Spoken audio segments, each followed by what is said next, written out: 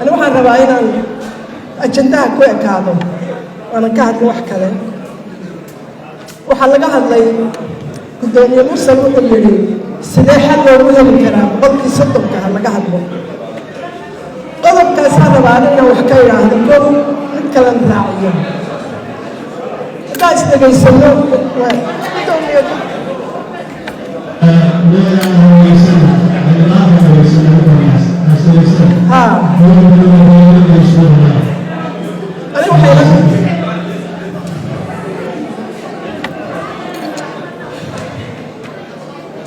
waxay leedahay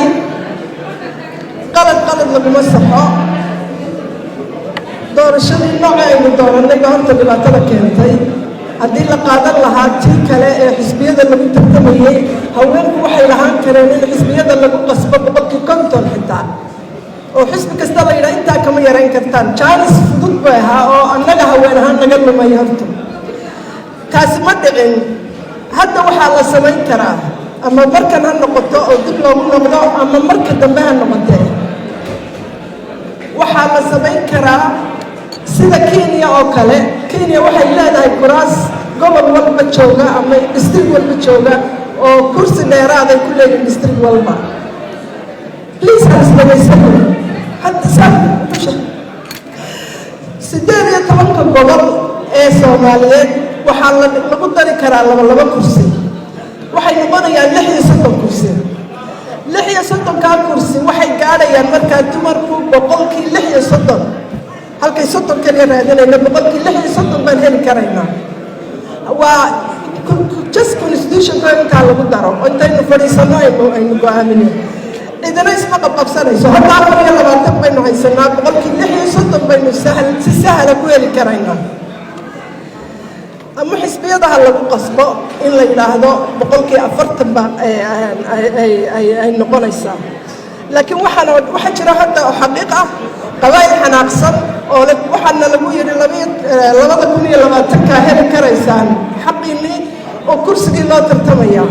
hadda waa inaga dooranay inaan u xidhno haween laakiin dad baa ka xanaaqsan marka reality-ga la rabaa iyo cadaalad waxaynu rabnaa inaynu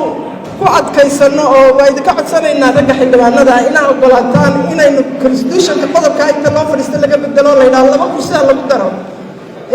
maxay ahayd gobol walba region walba laba loogu daro magaaladii la rabo waa laga heshiin karaa laakiin aanay 4.5 ku dhex jirin 4.5 kan waa waxana buuq wuxuu ka dhacay waa 4.5 aan ka gudubno ta kale 27 waxay noqon imanaya guddigii waxay oran doonaan ma ogin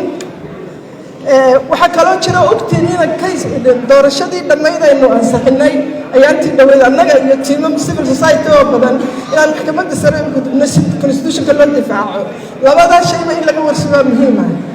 waa isla meeraysi u baahdi kale lagu jiraya labadaasba waa very important hor socodkeena wax lagu daala maxkamadda bari wax kale hadday tiraahdo ma garan doono marka waan ka baxay gudoomiye waa mahadsan tahay labada kursi in lagu daro gobolada 18 ka 36 bay dumarka qondadooda keenaysaa waana mahadsantahay